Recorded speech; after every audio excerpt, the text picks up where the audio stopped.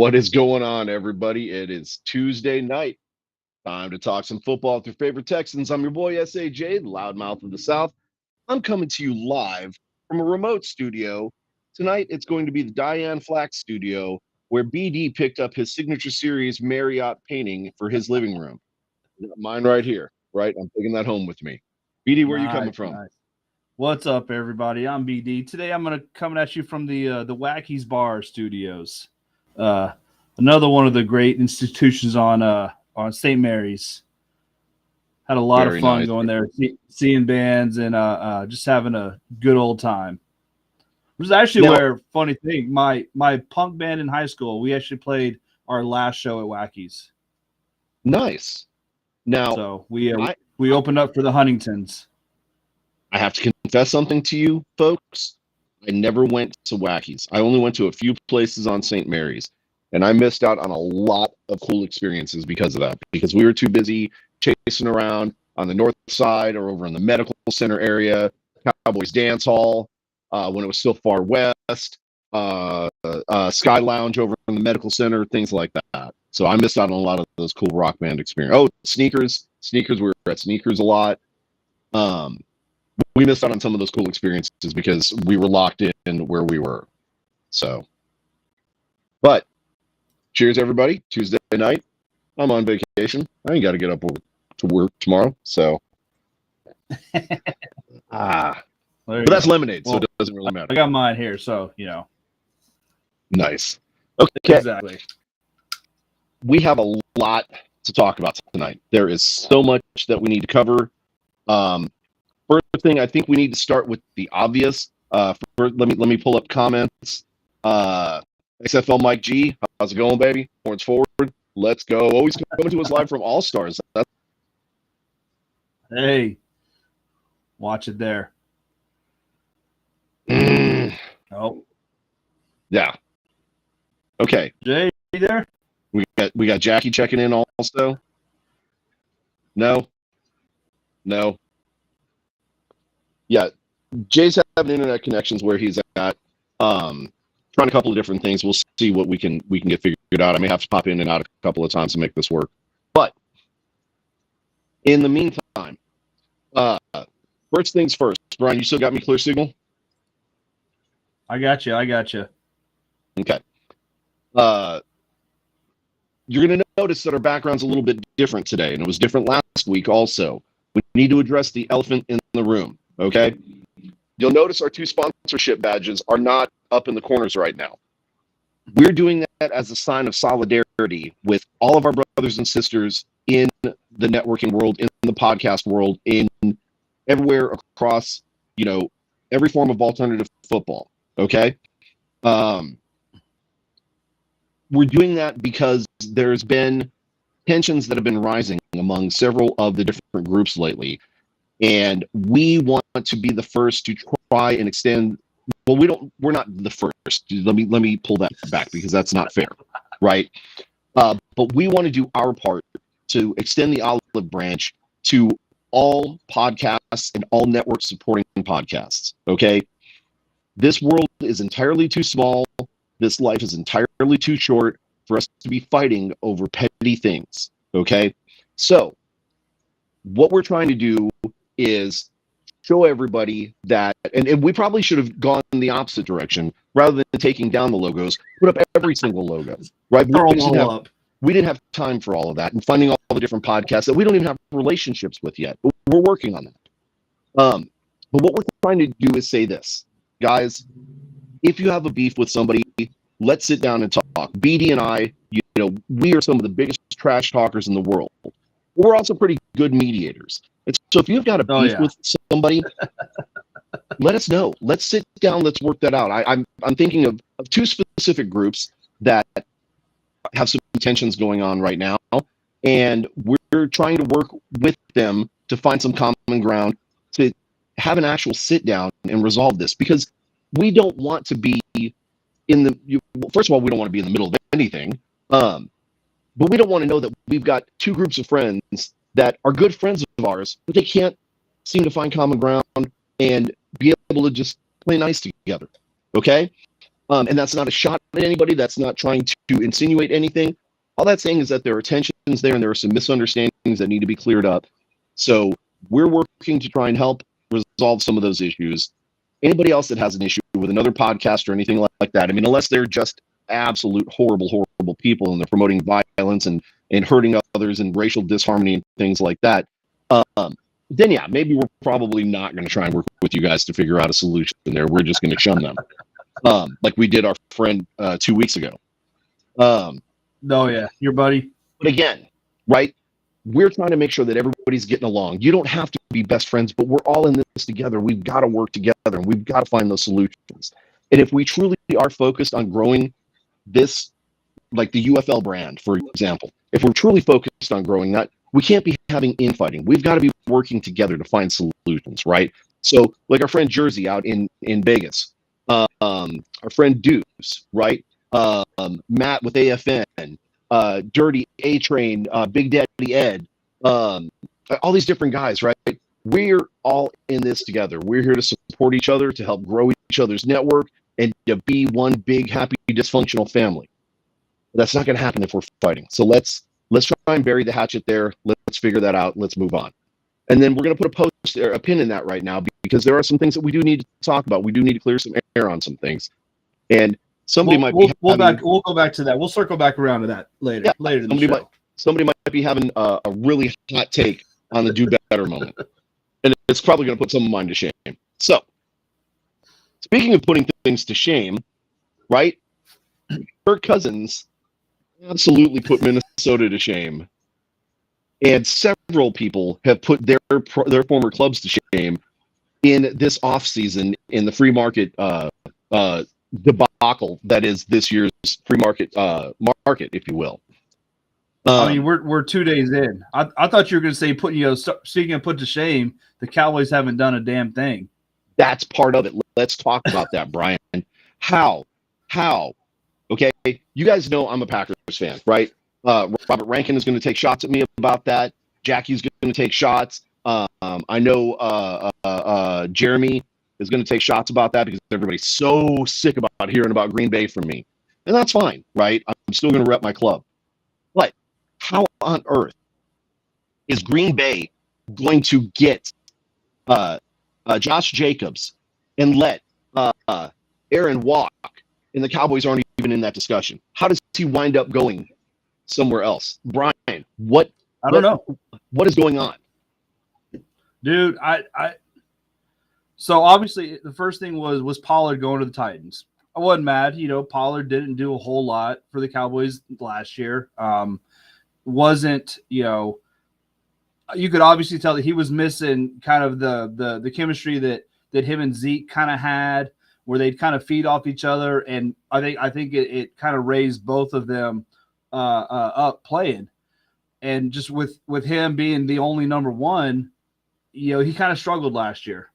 But so he went to the Titans. I wasn't mad about that because, hey, there's a bunch of running backs on the market. So Cowboys are definitely going to pick up one of those. Jerry said he was all in. So let me see which one he's going to pick up.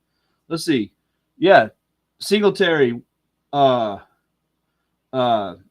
forget where Singletary went.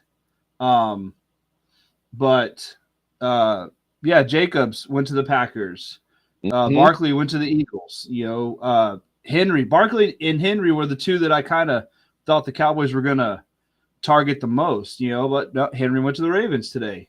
Eckler went to the Commanders. Mixon got traded to the Texans. And then Jones, who the Packers released after they picked up Jacobs, well, he went over to the Vikings. So, and I know as soon as, Jones was getting released that the Cowboys were on the phone with his people. But apparently they didn't make a good enough offer. So but I don't get what Jerry's doing. Apparently all into him does not mean the same as all into everybody else.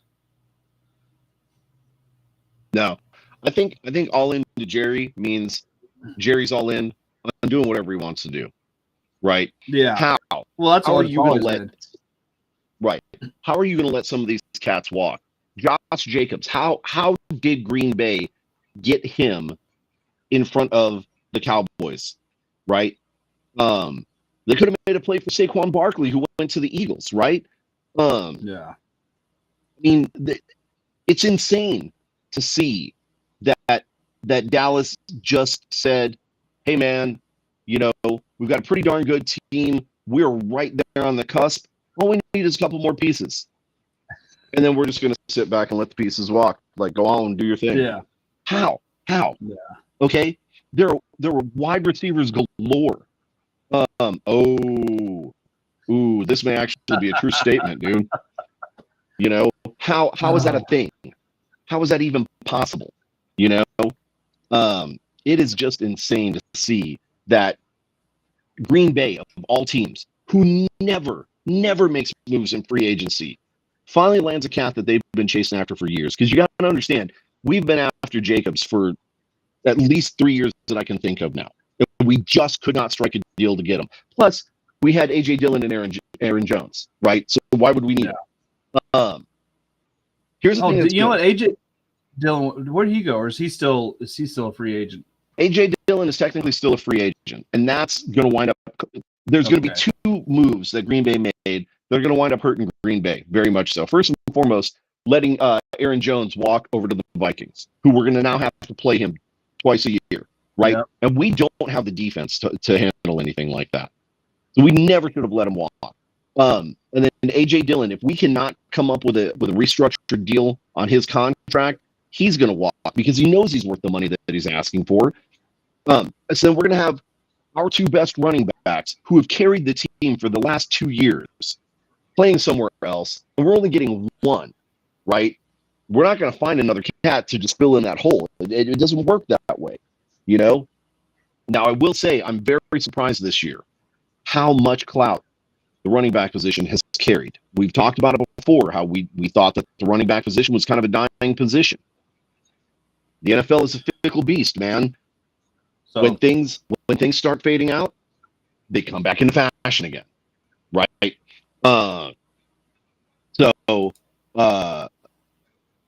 Robert's saying that Dillon is breaking down and we can find somebody in the later rounds of the draft. Man, as much as Thompson has done in the draft, picking up the diamonds in the rough, that cat's like 153 years old. I don't think he's going to be helping us with the draft anymore because I think there's going to be a draft that blows along and blows his ashes away out the door, and then we're done, right? We're not going to get anywhere with this dude. So I don't think we're going to find those diamonds in the rough like we used to. I don't think we're not going to be able to catch lightning in a bottle that many times. It's just not going to happen. So, but anyway. And like what you mentioned and kind of what Pro Arena Talk said, running back's kind of a dying breed, obsolete position. I think we talked about this last year at the same time, or maybe a little, when none of the running backs were getting paid what they were wanting to and all that. I wouldn't say it's obsolete, but it is becoming not as important as, obviously your quarterback and your receivers and tight ends and stuff like that. Running backs are still, big, the huge importance to teams. You've got to have that guy that can, catch a ball out of the backfield, that can kind of get you a hard 1 or 2 yards. So, I'm not going to say they're obsolete, but they're not as big as some of the other positions now. No, but I mean, if you look like Dalton Schultz, tight end for the Houstons, re-signed his contract, 3 years, $36 million. I'm looking at these tight end positions in the free agency market. There's one cat that had a very low contract signing. Okay. Mike Gesicki rather, with the Bengals, signed 1 year to be determined, right? Irv Smith Jr. signed with the Chiefs for 1 year, $1.3 million. 1.3 is not a lot, okay? I mean, it's a lot more than we're going to see, but it's not a lot in the NFL, right? So this is probably a cat who's breaking down, the later parts. But that's that versatile position that you could use in lieu of a tight end. I'm sorry, in tight of a running back, right? You shuttle it to the side, let them take it up the sidelines and get you 2-3 yards. Done. But Oh, here's our sister Brahma, babe. What's up? Horns forward. Let's go. But if you look, and Robert, you're right. You're right. Irv does not do so well. I don't ever want to say a professional player sucks. Because they're out there every Sunday and we're sitting on the couch. So kind of hard to say that. But look at the tight end contracts. They're anywhere between 6 and 8 million a year.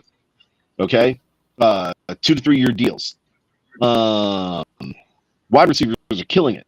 Saquon Barkley killed it. Josh Jacobs, 4 years, 48 million. That's 12 a year.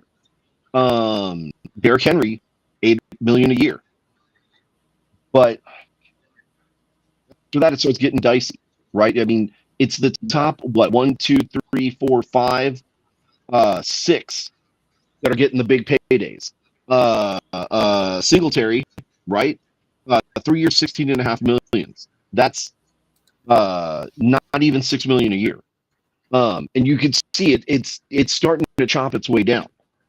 So while the running back position, like we talked about, may be something that's kind of becoming antiquated and part of the past, I don't think it's ever going to go away. And I think what's going to happen is that the position is going to evolve into something else, whereas it may still be a running back position, but you're not actually running. You're actually becoming more of a tight end type player or wide receiver even, right? Because but even the contracts, they're like you were just kind of running down, you're getting what, 6, 7, 8 million, per year. I mean, I just went back and looked up the extension that Zeke signed for the Cowboys, 5, 6 years ago.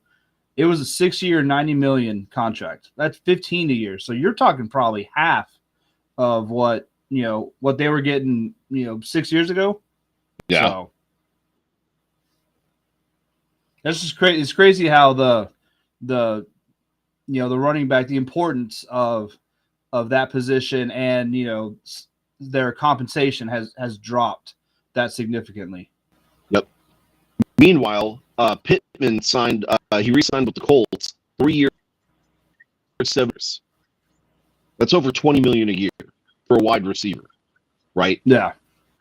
Phenomenal numbers, right? But he's a good player. I mean, you can't really doubt that. Maybe not with the best team, but I mean, he's a solid receiver. But you see where the numbers are going is they're going to the wide receivers, the folks that are making the more yardage, the more touchdowns, the putting in more work, right? So you're pulling money away from the running back position because it is kind of stagnating, if you will, and giving it more to your wide receivers and starting to pump more into the tight end position because the tight end is becoming a more utilitarian role, right? Whether he's blocking, running a short route to the sides, or maybe getting past the line of scrimmage for 5, 6 yards, things like that, or taking it up the gut, right?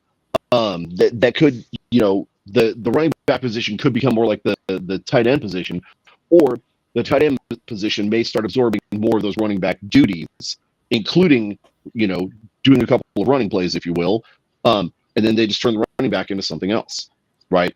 So again, lots of crazy stuff going on in the NFL. Lots of moves, people going all over the place.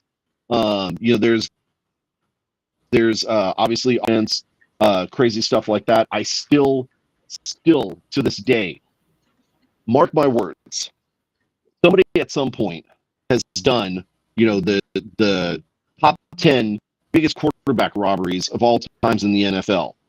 And I cannot remember who the top quarterback was that totally ripped off a team. In fact, I sent you an article about it, how the Cowboys got lucky on 2 of the exchanges that they did. Oh, like the top 10 worst trades or whatever. That's what it was. And how they the biggest, how the they most dumped a lopsided player. Trades. So right, that's what it was. Okay. Yeah, and it was the Cowboys. Basically, number 1 was Cowboys and Herschel Walker, which that trade built the dynasty of the 90s. Mm-hmm. So put a pin in that, right? Because I honestly think an asterisk needs to go next to that. Kirk Cousins getting 4 years, 180 million from the Falcons, dude. He totally went into the bank, 6 shooters pulled, no mask on his face. Give me the bag, give me the money. Totally robbed him, and you're going to see just how bad of a deal this is. And this is going to go down in the history books. It's one of the worst deals that any NFL team has made. It's Kirk Cousins. I don't even know how he got so far in the Minnesota Vikings, right? It blows my mind. Like, I don't like the Vikings. There's no love lost. Everybody knows that. But for them to put all of their faith into Kirk Cousins and see the things that have happened, oh, it's just insane. It is insane. Hey, Brian, look at your boy. Yep. That's, like I said, that must mean something different to Jerry than it does to everybody else. Yep. Look at your boy coming in late and taking shots from the cheap seats, man. Come on now. Okay. So obviously, crazy. So NFL I saw, offseason. while we're on that quarterback, here's just a couple of some of the bad quarterback contracts we've gotten. All right, over the last years. Nick Foles to Jacksonville, 4 years, $88 million. Brock Osweiler to the Texans, 4 years, $72 million. We had the Russell Wilson contract to the Broncos, a couple of years ago. And then Deshaun to the Browns. Both of those were over $40 million per year. So That is Mac Jones. You know what? So here's my. I don't think that's terrible because I think Jacksonville gave up a 6th-round pick for a backup quarterback. That's all Mac Jones is going to be. He's just going to be a backup to Trevor Lawrence. You give up a 6th-round pick for a solid backup. That's not a bad deal at all. Yep. I think the Mac Jones deal is an absolute perfect deal for Jacksonville because you've got Trevor Lawrence. Chances of him going down are slim to none. If he does, you need somebody that has the confidence to be able to plug in there and carry the team for a game or two or however long he's going to need to, right?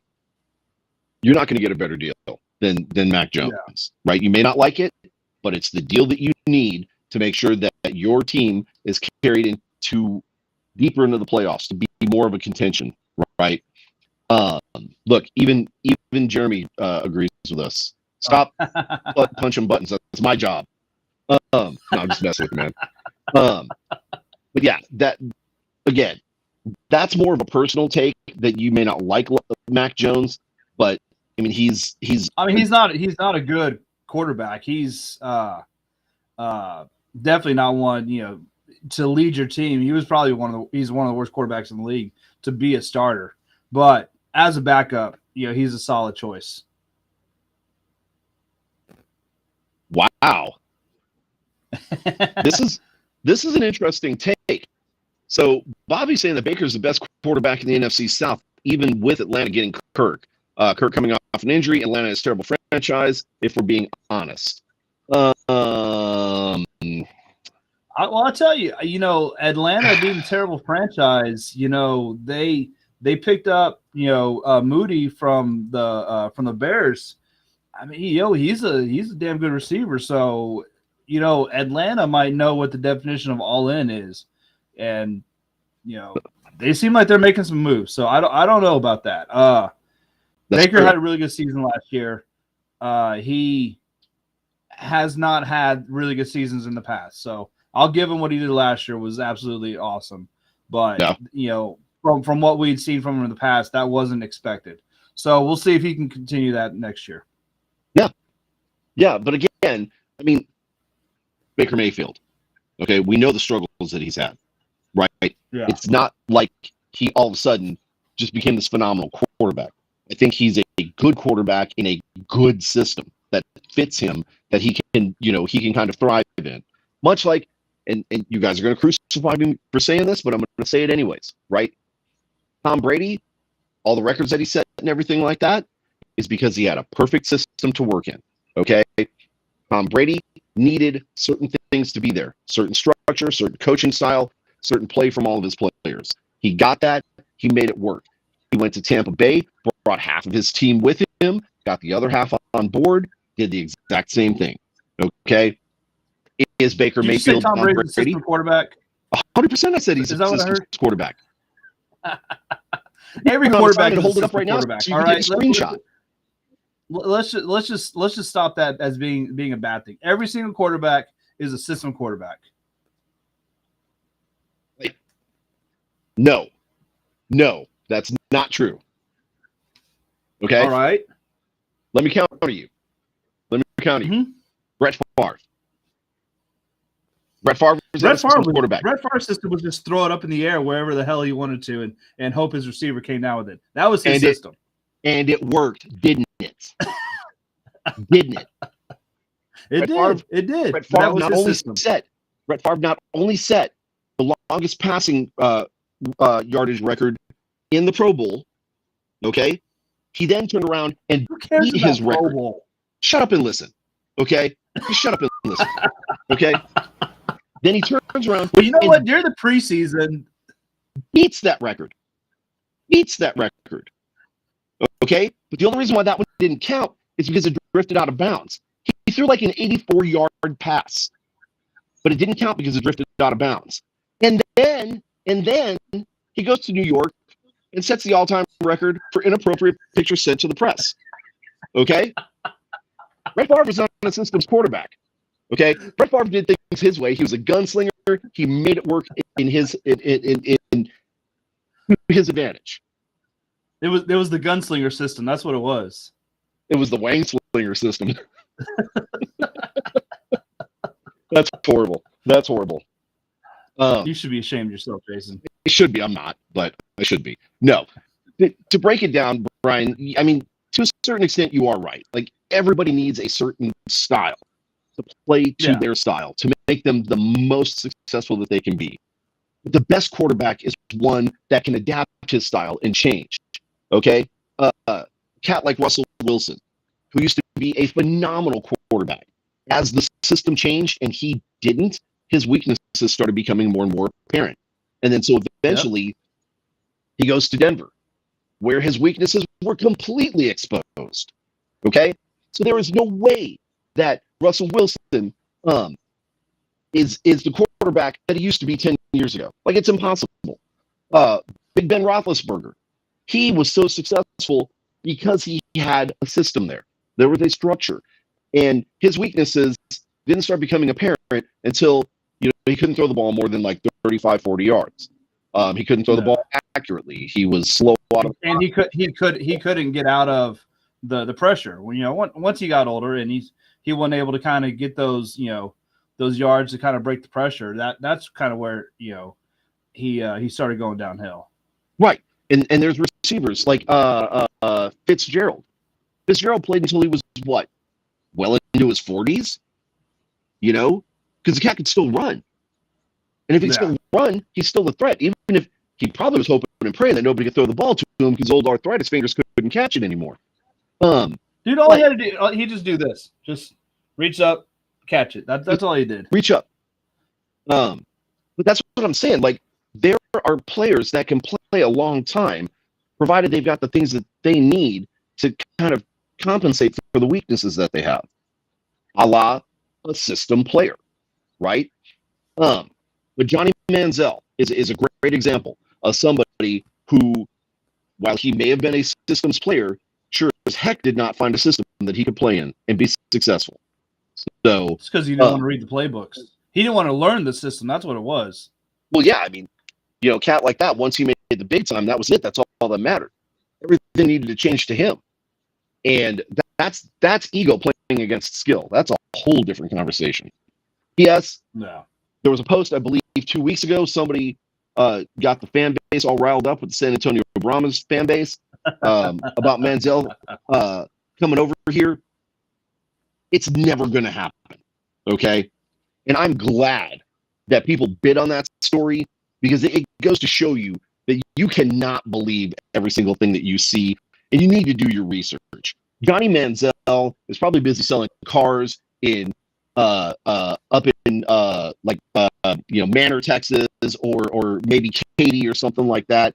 But he's not playing football. He's done. The system is done with him. He's done with the system. That cat ain't coming back ever again. Okay, he couldn't even make it. He's too busy saying he's not going to like go to the Heisman ceremonies unless Reggie Bush gets reinstated as his. Which I'm sure all the Heisman ceremonies are like, all right, bye, don't care, fine. Who I'd rather you you not be here. Yeah. New ceremony. Who this? Exactly. So, anyways, now that we spent like 30 minutes just going off on all these different rabbit holes and everything, but you could see how crazy the preseason was. Everything was just all over the place with different free agency moves and people re-signing contracts and just things all over the place. And there's still more to come.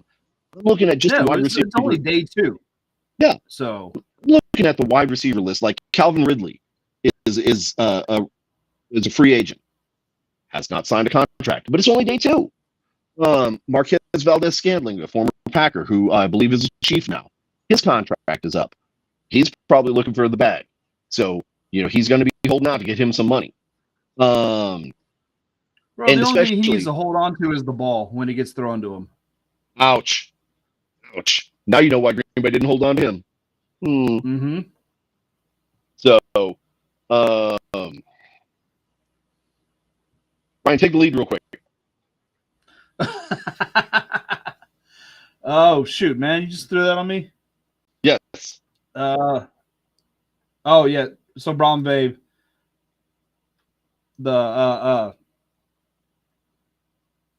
stressing her out for not signing Calvin Ridley. I'll tell you, he was impressive against the on the Jags last year. He had he took a year or 2 off for his suspension, and I tell you, he came back. He had a hell of a year. So I'd be surprised if he doesn't work out something with the Jaguars. Or if they don't do whatever they can to get him back. But Yep. Okay.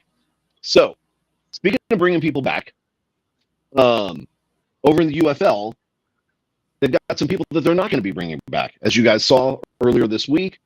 Well, actually, I believe it was last week, wasn't it? It was 2 days ago.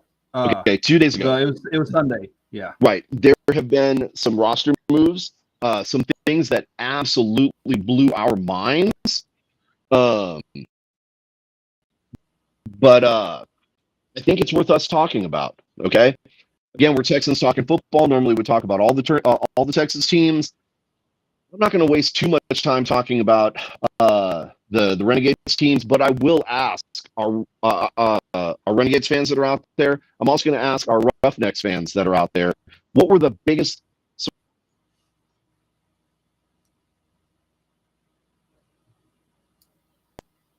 Oh, I think we lost Jason for a minute. I'm looking for the waiver list here. So, yeah, he's gone. All right, I'll keep going until he can jump back on here. So really with the Brahmas, I think the 2 biggest surprises were, at least for us, Mike Brown and Beasley. I think Beasley was the one that shocked and I, as much as it sucks to not have him. Hey, you back on? You good now? I am. All right. So like I was just saying, so Beasley was the biggest surprise that I think all Brahmas fans had on the waiver list. And the way I'm looking at it, yeah, I love the kid. He was, probably one of my top 3 favorite players last year on the team. He got beat out for his position. So if he didn't make it as good as he was last year, imagine how good this defense is going to be if he got beat out. So, Yep. I was definitely surprised about that. I was also, did you talk about the kicker situation? I did not. I was waiting for you for that. Yes. Okay. So I think it's important for us to talk about Amendola getting cut over De La Haya. De La Haye? Um De La Haye, De La Haye. I don't know why I Yeah. keep messing up on that name. Everybody knows him as Destroying, right? Yeah. Um Because you want to say De La Hoya. That you're just so used to that name. I think so. I think so because I'm that old. Um I am not necessarily in favor of this. I'm just going to come out and say it, right? De La Haye in college was a good kicker, right? Well, he was a good place kicker. I mean, he was a punter, right? Um, Well, I don't think he was a punter. He was just a kickoff specialist. or So kickoff all, specialist. I'm sorry, I all don't. yeah, all he did was kickoffs. Yeah, literally, all he did was So kickoffs. And a comment that you had made, I'm going to steal. He did get 3 tackles on defense, and I think it was probably because 3 of his were returned, and he made tackles on them, yeah, right? I think that's probably where those tackles come from because the kid is like, what, 5'9", 5'11", something like that, 140 pounds with a cheeseburger in his pocket. Like, the dude is tiny. Um, he's not he's not like anorexic. He's just not built very big, so he's not going to be taking a lot of hits. I mean, that's not what that position is for. What I am concerned about with De La Haye, and I'm sure, I mean, the kid is a phenomenal athlete. The kid can drive the ball 70 yards. Most people can't put it in the golf cart and drive it 70 yards. Okay. Um, what I am worried about is with his size and everything and not playing in a position, or I'm sorry, in a scenario in which he had actual pressure on him. I don't know how he's going to do. Okay. Maybe he yeah, does phenomenal. Maybe that offensive line holds and he's able to drop, 50, 55 plus yarders all day long, right? And do it with ease. That's what I'm hoping for. But my biggest concern is that we're putting all of our faith in this one guy who has not necessarily been battle tested over Amendola, who has been. Now, granted, Amendola has been tested and has not fared well at all, yeah. pro I mean, level. he Okay. I actually watched the 2 Houston games that he was kicking in last year, and the dude struggled. I mean, from Yeah. kicks that were just outside 40 yards, stuff that an NFL kicker should be making easily. He had a hard time doing. So, I have the same concerns that you do, and I think everyone should because destroying isn't he's not real game tested. We haven't seen a whole lot of the videos from training camp and stuff. What kind of rush they were putting on when these Hmm. these guys were kicking. Yep. So we don't know what they're seeing. What the only thing that I'm saying is he made the cut over Amendola. You know, Hmm. um, and I think he beat him handedly. And I know you asked the question in our chat. You know, do is it because of his popularity and stuff like that he got picked over Amendola? You Hmm. know, and I've seen that claim made on some of the pages and stuff, and I know you were just asking the question. You weren't really making the claim, but I think it's a ridiculous claim. I really do. I this is exact, and this is why. So if it was a purely, well, we just want him because he's got all these fans. You're not picking the best kicker at that. You're just going off of his fans because you want to keep the 5 million people that follow him. You wouldn't do that on the first cut. You would, you would keep both of the kickers, let them, give them another 5 days to see who actually wins out, and then you pick your kicker, and maybe you pick the one that's got the most fans, whatever. They cut Amendola first cut, they took him. So that tells me that destroying he just straight beat him out. Like if it was a neck and neck competition and they weren't sure which way they're going to go, they would have kept him through this first round of cuts into the second one. Yes, it was the first round of cuts, not the first cut. I don't like the way the implication was there that he was the first guy. They were like, "Nah, forget him. He's no. Okay? The first round of cuts. He right. He didn't make the first round of cuts. Well, the problem is there's no other kicker, so he's in. Oh yeah, right. And I think that was not necessarily, but they could always bring other players back in. As we're seeing, there are cuts that have been made throughout the UFL, and other people are getting signed and being brought back in. Right. So if you've got, let's say you've got 4 wide receivers, and 2 of them are just hot garbage. Okay. And one's on the bubble.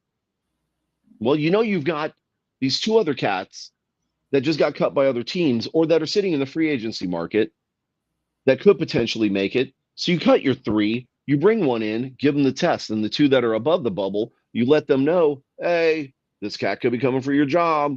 You better show out, right? Then that's part of the whole coaching strategy and playing the game and everything. But we're down to 1 kicker. Like De La Haye is our guy, whether we want him or not. And again, I don't let my negativity and my questioning of things come across as anything other than just pure speculation. We simply don't know what he's capable of. I want to see, and I will say something, this is going to surprise you. I'm going to give this young man a compliment right now. And I'm not, hating on him. I'm not naysaying and none of that stuff. To his credit, he's been producing videos to show his progress. Okay. He showed the competition between him and Amendola. Amendola went 4 for 6. De La Haye went 4 for 6. Okay. And now this video was released before the cuts, actually happened. So there may be, another video that comes out and shows why he actually made the cut. I'm sure while he's competing for these positions, he doesn't have a whole lot of time to make his videos and stuff. And that's cool. I get it. I'm waiting to see because I know they're also supposed to play a scrimmage against Houston, and I would love to see some of that game footage to see how well he did against the pressure. If this cat is the cat, man, I'll be all on board. But I need to see something. I need to see how he handles the pressure to see how he's going to do, whether it was a better choice over Amendola or not. Based on Amendola's professional record in the NFL, I would say that we definitely made the right choice of the 2. Okay. But there's also other people out there that we could have made a play for to see what they're going to do. And that could potentially be what happens, right? Yeah. That maybe De La Haye. Go ahead. I say, yeah. If they don't, if they're unsure if De La Haye's going to make the cut and stuff, yeah, they'll bring somebody in, maybe take a look at him and stuff. But like I said, I think with it being the first cut, the first round of cuts. Sorry, Jay. That they made this move. I think De La Haye, obviously, I think it was kind of a no question, no contest that he beat out Amendola. Mm-hmm. So one thing I do want to go back and address, though, like you had said, I brought up the question because it was a valid question at the time. After looking at it and thinking about it, you had said some things that gave me a little bit different perspective. If Amendola and Destroying were neck and neck, right, and you're going to get basically the same product either way you go, then yeah, 100%. You're going to go with De La Haye because you want to capture his viewers and you want to keep them around. But it doesn't seem like that's the case here. It seems like Destroying actually did win hands down. We just don't see any of that footage. There's, as BD said, Amendola didn't make the first round of cuts. If he was that good, he would have made it to the second round of cuts with Destroying, right? Because they want to make sure they get the absolute right players. Yeah, if it was a neck and neck competition, they would have brought him through and give them another 5 days to kind of battle it out to each other. So, Now I will say though that again, like the product you're going to get with Amendola. being that you're having to make, cuts, this could be a strategic move that you cut Amendola. You tell him, don't go anywhere, don't sign anything, right? Give us a second. We have to drop you because we got to make sure that we keep these 4 wide receivers and see who the best 3 are, or the best 2 are, right? And we're going to cut 2 of them, and then we're going to bring you back in because we know you can beat out destroying, based on X, Y, and Z, right? I mean, that'd be kind of shady to me, tell a guy, hey, we're going to cut you, but hold on for another week. We'll bring you back in. I'd be like, screw you. I'm going to go to this other team that actually wants me. It's a chess game, and it's exactly what the NFL does with the practice squad. Guys that don't make the starting roster, they are cut from the team, and they have to be brought back in and re-signed as a practice squad player. So it's the same thing. Hey, don't go anywhere. We want you for our practice squad. Well, that's what. Well, yeah. Hey, hold up. We want to put you on a practice squad. Is different than hold up. We're going to cut you until we cut a couple other receivers, and then we'll bring you back. Because we think you're the best kicker. Like that. That just. How's it any different? It's a shell game, bro. So. And Kenneth is right. You don't have practice squads, but I'm just using it for the example, for the comparison. Okay. And you're right. Again, I mean, we're spitballing ideas. Okay. I'm not saying in any way, shape, or form that this is anything that they're doing. Okay. What I'm saying, though, is that if the competition were neck and neck, right, then it would make sense that you did some shady stuff just to make sure that you got the best guy. Plus, you got, some of those viewers and everything from destroying. Yeah. But it doesn't sound like that's the case here. It sounds like De La Haye actually did win pretty handedly in the situation. Again, I'm still holding out for video footage to see where he winds up, but it sounds like he pretty much handled his business and he earned that spot. And so congratulations, more power to him. Okay. This will not happen. Okay. Because first of all, they don't sell them in the marketplace. They don't sell anything in the marketplace. And besides, I'm not giving up on my own jersey. So I'll be wearing my own stuff. What do we got going on here? Brahma Babe's just laughing at me. Okay. Yeah. So I cannot bring up some of the games that we saw. Well, that I saw this weekend. We are going to switch gears. We're going to talk a little bit about arena football, because arena football is essentially kicking off, last weekend, this weekend. I want to bring up, let me log into my Facebook stuff. Give me a second. It was kind of like had their exhibition weekend, pretty much, like last weekend. So, and like I didn't watch any of the games. I had a lot of other stuff going on. Jay, you said you were able to watch some of them. I got to watch some highlights. What's up, Florida Brian, who's not Florida Brian anymore? I still got it. Let's call him Converse Brian. Converse Brian? How does that work? Right. Converse Brian. This is a big enough area, and we're not actually giving away his home address or anything like that. But he is no longer in Florida. He's here in Texas. He's one of us now. He's a diehard Brahmas fan who, exited the miserable state of Florida to become a Texan over here and become a Brahmas fan. So we need to give him the respect he deserves. We're going to start calling him Converse Brian from now on. And here it is. Yeah, you don't want to be associated Converse with that state of Florida. That's just, nobody wants to be associated with that.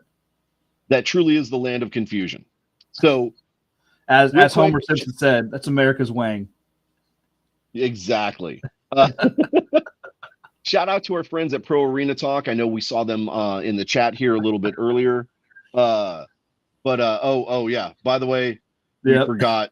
Yeah, Brahma Baby is from Florida. So I didn't forget. That's why I said it all. Okay, Brian, Brahma Baby, you can kill Brian. It's not me. Yep, Converse Brian. Let's go. But again, shout out to our friends over at Pro Arena Talk. These guys are pretty much. I'm probably going to build them up a little bit more than what they'd want me to. But these guys are pretty much our go-to guys. They're pretty much the foremost experts when it comes to anything arena football. They know the leagues, the teams, the players, the stats, like you name it, anything you want to know, you reach out to these guys over at Pro Arena Talk, and they'll get you the information that you want, right? But they were messaging some of us about some of the crazy stuff that was happening in I guess it was the CIF this weekend. I'm not exactly sure which teams played, but there were some teams that played, and I'm trying to look at some of the scores. Um, Colorado played this weekend, for example, and they beat the team that they were playing 62-12. Oh, Okay, geez. right, and that's not the only one. That's one of the bigger ones. Hang on, hang on. Ooh, late breaking news. You heard it here first, folks. Converse Brian might become Civil O'Brien. Okay, and that would be nice because I love Cibolo. Anyways, there is a huge discrepancy in the games that were played this weekend, and we talked about it in the Pro Arena Talk chat. Um, these games were not divisional games. They were not ranked games. They weren't even like it was one division against another division. I don't know. Somehow they offered them, a box of ho-hos and maybe some Gatorade or something like that to come play the game. And then it sounds like they thoroughly trounced their opponents that they invited to come and play. For example, we saw the 62-12. I know that there was one game that was like 47-7. So I mean, it I was just pulled just up the NAL scores last week. So Minneapolis Warriors versus Sioux City Bandits. Sioux City won that 49-14.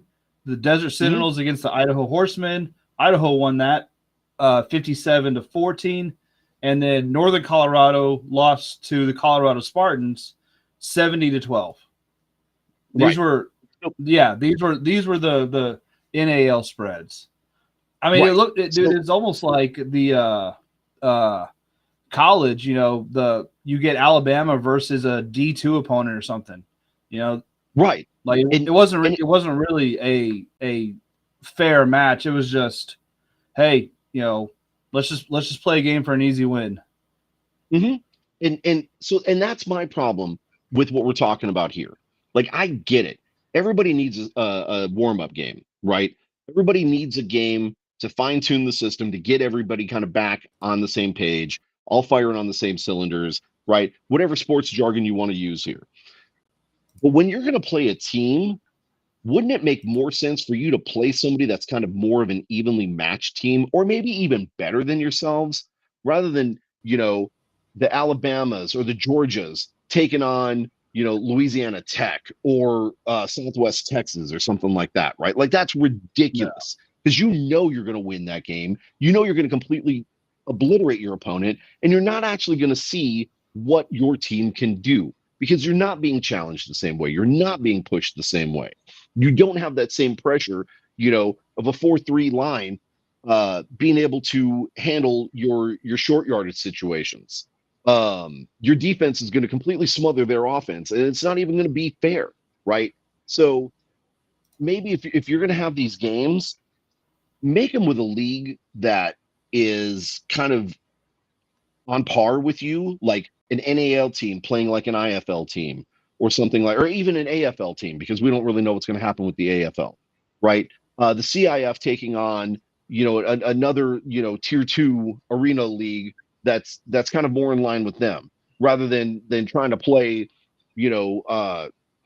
Mansfield Tech indoor football school. Mansfield Tech, by Yeah, the way, was, like way back in the day, technical school for people who didn't actually want to go to school and wanted to get a certificate of completion rather than a degree. So, I had to make a reference that nobody was going to get because that's what I do. But again, it was the games this weekend were horrible, and we're getting ready to start out. Like, I know for a fact, IFL kicks off this next weekend. I'm sorry, NAL kicks off this next weekend. Truly kicks off this next weekend. yeah, We've got some of these teams that are already going. CIF we don't really cover, but they're kind of in the mix also. no, You've you mean got the AIF. You I'm always do sorry, that. AIF. Yeah, Right. CIF is the one that got good. So AIF, they had a preseason, or I guess it was a preseason game. It was Amarillo against Oklahoma Grove. But Oklahoma Grove is not one of their teams. That's just, it's another one of those, freaking, D2 we teams found or 20 whatever. people to play. Yeah. Yeah, and Amarillo beat them, 82-26. So, but it looks like this week, like this weekend, they're starting their real schedule, which that's kind of weird that they're doing that. I guess the preseason games, I kind of see that, because I mean, even NBA will do that sometimes. They'll go play a national team or something like that. What I find weird is that the NAL, like the 4 or the 6 teams that played, are not NAL teams at all, and so it's just it's I don't know. It's weird that hey, do y'all want to play a preseason game or whatever under our umbrella, but not join our league? So, well, and keep in mind though that NAL did lose West Texas, right? Yeah. Or was it North Texas? No, it was West Texas because North Texas West went Texas. to. It was No, it was the North Texas Bulls. Well, yeah. Well, no. So they had the Desert Hawks or Desert Eagles, whatever, last year that moved to the AFL, and then they brought in the North Texas Bulls, which the Bulls and the Topeka Tropics, it ended up getting dropped from the league. So right. So you've got 2 teams or 2 spots that need to be filled by teams. This could have, thinking about it now, maybe this could have been an audition for those teams, to get picked up last minute and kind of balance out the competition because the schedule was already made. And then they had to go back and readjust it. And I don't know that I've seen the readjusted schedule. So it could be an audition, or maybe it could be an audition for next year, right? Because the NAL obviously is going to make moves to try and stay financially viable because they don't want to fold up. But yeah, it's just a bad look just across the board. Speaking of bad looks, though, Brian, I think it would be a bad look of us if we didn't give you an opportunity to do your do better moment. So I'm going to turn the stage over to you, and in fact, I'm going to spotlight you on this. Take it away, come brother. on now. I don't. Oh hell, you did it. All right. Okay, I'll bring myself back. Yeah. I can't just look at just myself. I don't think anybody wants to do that. So. So yeah, I mean, my do better kind of piggyback off of what Jay started the show with. Man, we're all, we all have our different groups, our different podcasts, different pages, different groups that we're in, stuff like that. And really, we all have to look at, we have one common goal. We want the UFL, we want these leagues, the spring leagues, to succeed because we all love football. That's why we're all here. That's why we do what we do with the podcasts that we're on, and that's why what everybody does, what they do, because we want spring football to succeed. My do bad moment is with everybody who, it's with the infighting. It's getting ridiculous. It's, oh, well, you're friends with this person, so I'm not going to be friends with you, or I'm not going to, be on your page because this person's on your page, or I'm not going to,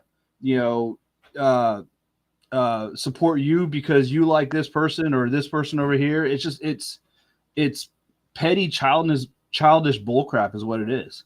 And, we just have to, suck it up. Is everybody going to get along? No. There's going to be people we don't like. Personalities don't always match, and that's fine. But don't be petty about it. Don't be childish and start, banning people from stuff and blocking people, and it's just stupid is what it is. Like I said, we don't all have to be best friends and go out everywhere, but we all have the same goal. So yeah, if you don't get along with somebody, just suck it up.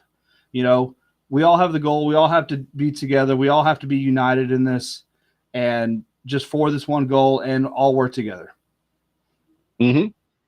And so I am going to elaborate a little bit on what you said, Brian, because I think what you said is noteworthy and it's honorable and it table. And I've got to plug in my power supply so my computer doesn't die. Fighting, right? I get that there are different pages and different methodologies. Right here, Jackie said she works with people every day and she doesn't like it, but she's adult enough to collaborate and get stuff done for the good. If I would have seen the one part, I probably wouldn't have put that up there, but that's okay. Oh, that's I'm gonna fine. let that slide. Our pages are it's PG-13. That's okay. We are PG-13, right? We've said some poopy words here before, and we're not ashamed of it. We get that there are different methodologies out there as to how people want to run their pages and everything like that. 100% get that. 100% support. You want to tell people they can't sell merchandise on your page? Do it. You want to tell people that they can tailgate 2 hours ahead of the game at your house? You do it. It's your page. You do whatever you want. Okay. Stay consistent, right? Keep your rules as simple as you possibly can.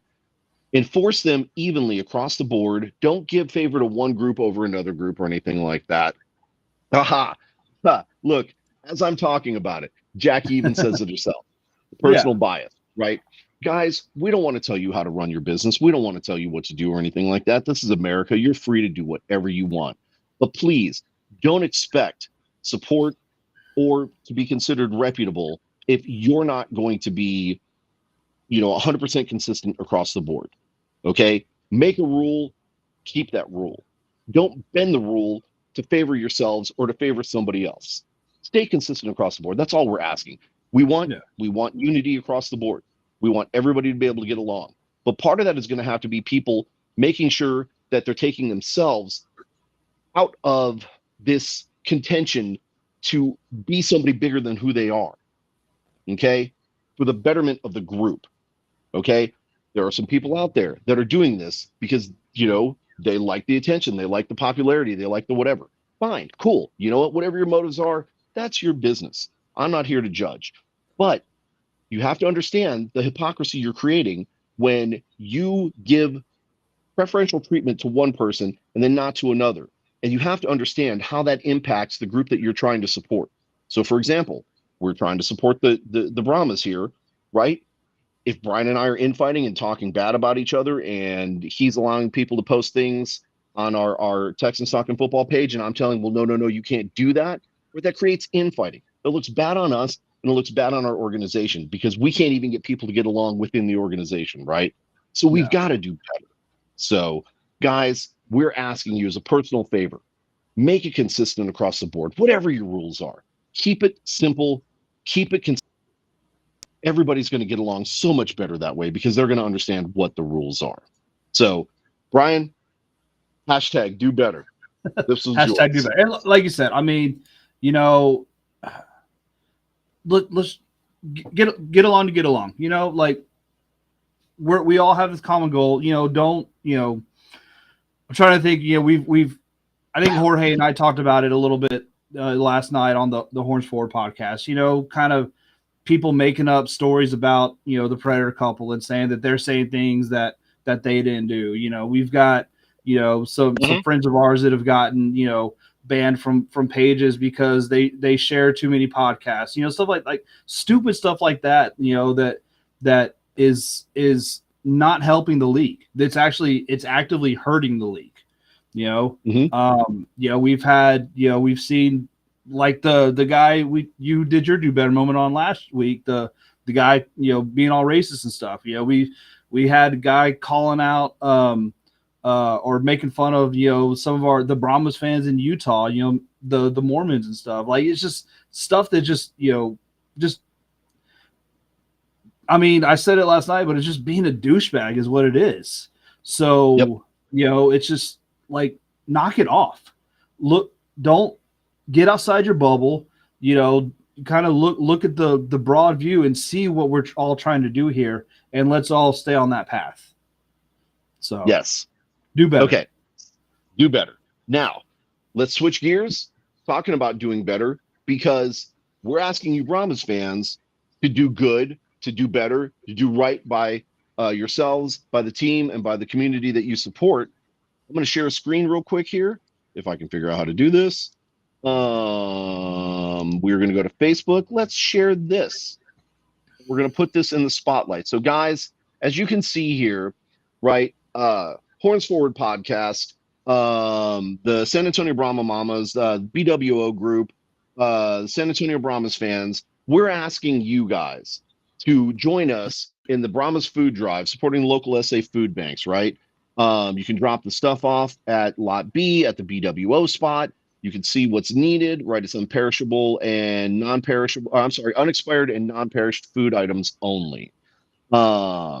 Basically, we're going to be collecting at every single home game, and at any one of these pages, if you need any more information about what's needed, how you can help out, whatever, just hit any one of these groups here: the Brahma Mamas, BWO, Horns Forward, of course. By default, Texans Talking Football, because Brian and I are on Horns Forward as well, right? And we'll of course be sharing information on our page. But this is a way that you guys can kind of help out. So just make sure that you're kind of helping out, you're doing your part. I don't know what's going on here. I'm going to unshare screen if I can figure out how the hell to do that. You can tell I'm not very tech savvy, and that's okay, because now it's us again. But yeah, kind of going back to that whole unity thing, right? Yeah. Some of us be a little bit more, well off than others, but there's definitely those in our group and in our community that need our help.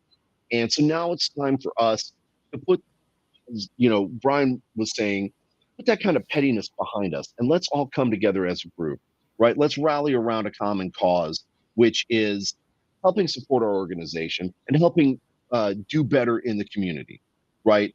Jackie, stop making fun of my technology. I swear to God, I'm going to send smoke signals your way right now. I almost fell in my chair even. That's how technology. That would have been fantastic.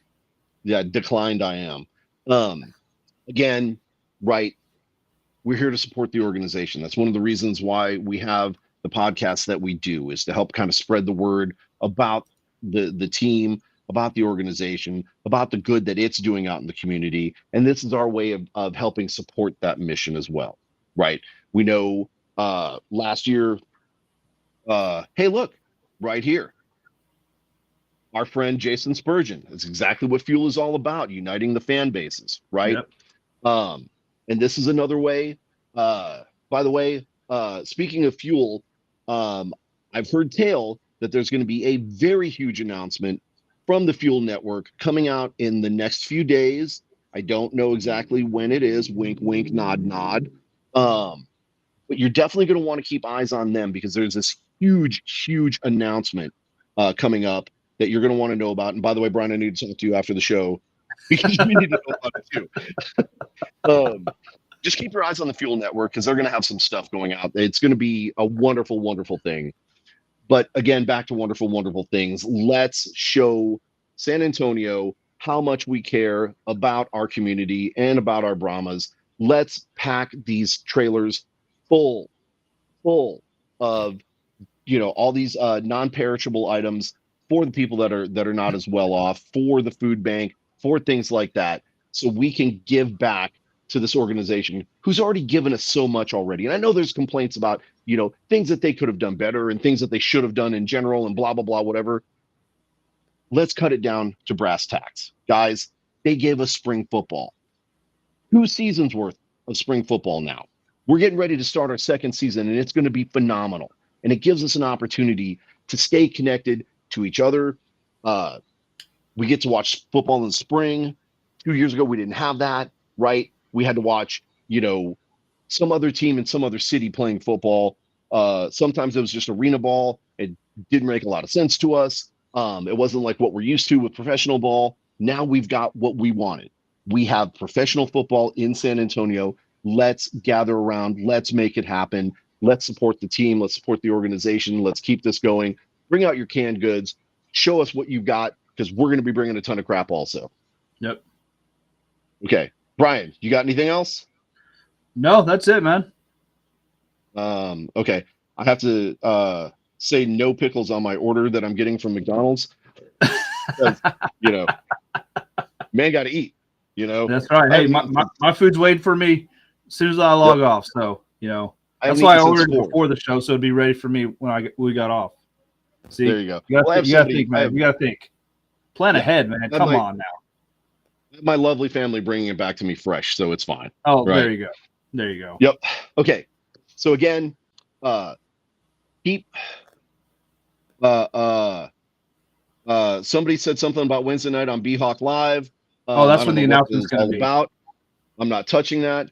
Brian, your question is an incredible one, but the problem is you're talking about NFL draft and where people are going to be landing, and we're not quite there yet. So I did not forget about your question.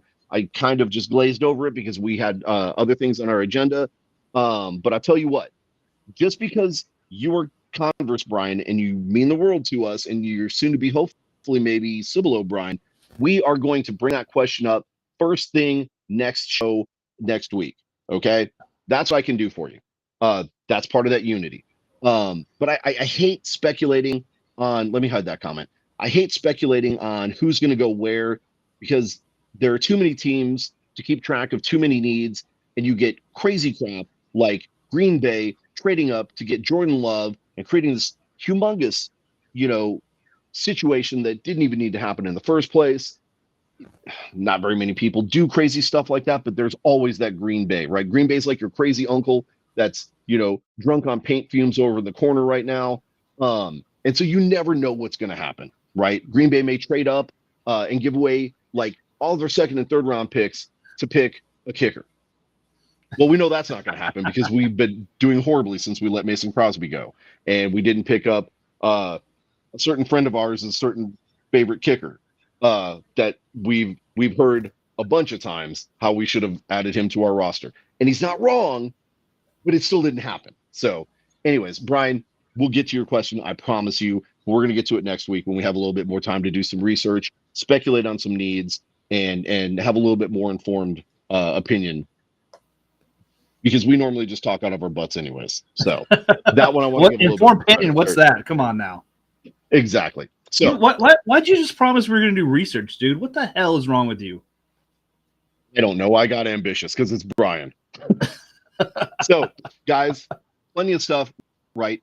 Free agency is right in the middle. It's only 2 days in. We've got Arena Ball is going to be kicking this next weekend. Less than 20 days, I believe. UFL is going to be kicking off. We're going to have a ton of stuff to be talking about in the next several weeks with NFL, UFL, all the different Arena Ball teams. There's just going to, you guys are going to want to buckle your seatbelts and hold on because we're going to be hitting you with nonstop information, and it's going to be about as entertaining as us two clowns can make it be. So, let's say, Jay, checking out. Love you guys. Thank you all for watching and all the support. Thank you for all the questions and the comments. We appreciate every single one of you. We will catch you guys next week. Brian, you got anything? That's it for me. You guys have a great week. We will see you next Tuesday. All right. We're out, guys. See ya. There we go.